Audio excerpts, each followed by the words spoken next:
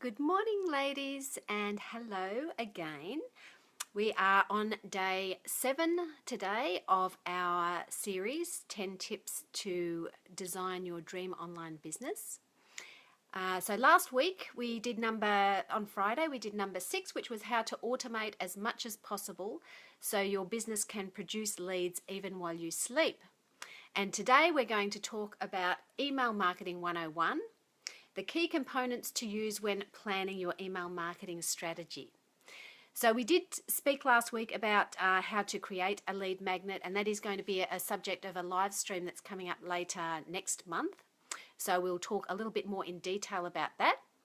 But email marketing is really, really important in the online world because it allows you to get directly into someone's email box, into their inbox. Sure, having a Facebook group is fantastic because you can connect with people, you can have that instant feedback, you can build rapport and you can build relationships with people, but everyone is not going to see what you're putting out there. They're not going to necessarily notice it all because Facebook is so fast and things disappear. If you can get into someone's inbox, then that gives you a guaranteed way of reaching them. Now, just sending someone an email, of course, is not a guarantee that they're actually going to open and read that email, but it gets you that step closer to it. So what I would recommend for you all to do is to have a very robust email marketing system in place. So getting a CRM system, which we've talked about before, which is your customer relationship management system, so that you can manage your database easily and automate as much as possible. And then you're able to send out emails to people automatically.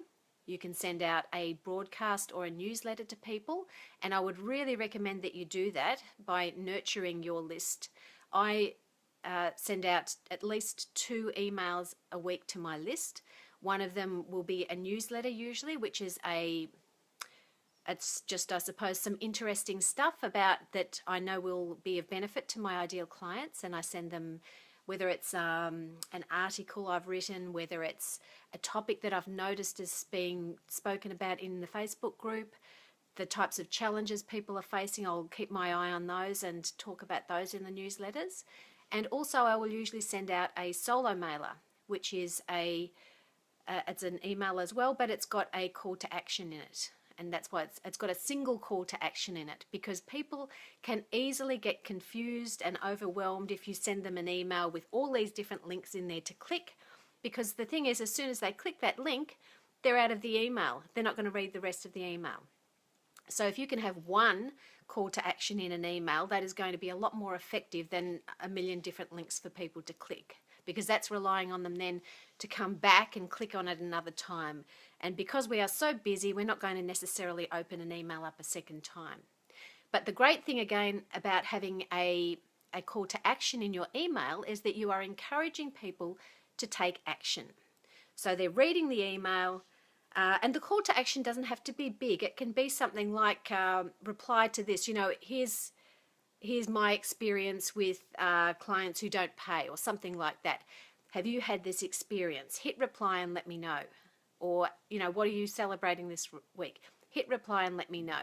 And that's encouraging them to take action. And it's a small action. It's nothing that's going to cost them anything except their time and the decision that they make to take that action.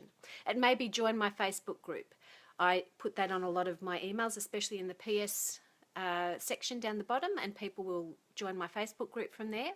And then it can work its way up to a free download, or even a call to have with you, or leading even further on to having a paid offer. That's the word I'm looking for. Whether it's your package, whether it's a small offer, whether it's a big offer. So putting that in there is going to mean that having those small offers early on, people are going to start clicking on the links in your emails, and they're going to get used to that. And then once you do have something that you're going to offer them, a paid offer, they're going to already be in the mode of, yes, I'm used to clicking on her links. She has great stuff. And the other thing will be that you will have that ready-made audience once you have an email marketing list. And if you suddenly decide you're having this brilliant program that you've created and you think, oh, I'm going to start sending emails to my list, if you haven't been doing that all along, it's going to be a big ask for them to suddenly have all these emails being shot at them, promotional emails, from nothing. And then you're suddenly sending all these emails.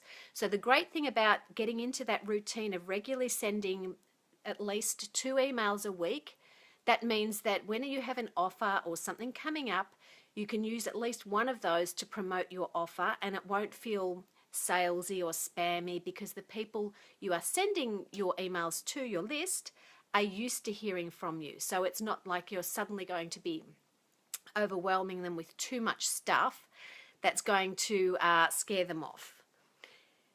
And the other thing about email marketing is that with the lead magnet that you create, you're going to, which we will talk about, as I said, later this next month, we've got a training coming up just on that.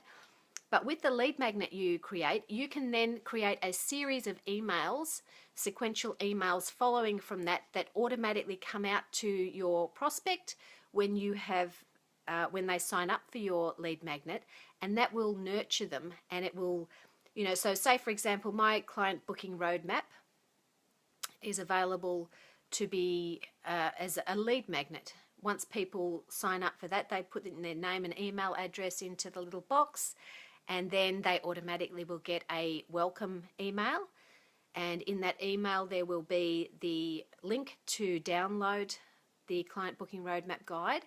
And then the next day they will get another email, I think there's probably 5 emails or so in that series that will sequentially offer them advice, will offer them great information. There's some testimonials in there, there's some client stories, there's things that will relate directly to the lead magnet they've opted in for. So there's no point in me suddenly starting to talk about lawn mowing, for example, if I'm sending them an email about booking clients. So being congruent and having that email series related to the reason they signed up in the first place means that they're going to be engaged, they're going to want to continually open those emails, and then they are going to go onto your regular newsletter list once those sequential emails have finished. So this is really powerful, and that's a set and forget type of arrangement. That's how you can automate or parts of your business. So that's, let me just have a quick look. Yeah, that's really all. I only wanted to have a quick talk with you today about email marketing. There are lots of permutations, and we can get a lot more complicated with it. I want to make it as simple as possible. If you do have any questions about email marketing or anything else related to your online business, pop them below and I'm happy to answer them later on. And in the meantime, don't forget that we do have our Client Booking Roadmap 5-day online workshop starting on Monday next week. That will be on at 11 o'clock on Monday. So please sign up for that. The link is the pinned post at the top of the Facebook group. And I would love to see as many of you as possible in there. Again, questions are very welcome. I'm happy to answer anything individual if you have a particular question that relates to you, or general questions as well. I love answering questions, so please pop any in there. And as I said, pop them below, and we'll move on tomorrow to tip number 8, which is structures and systems. What do you need to run your online business? So that will be, I'll determine a time and I'll let you know tomorrow what time will be on then, and I will see you then. Bye for now, ladies.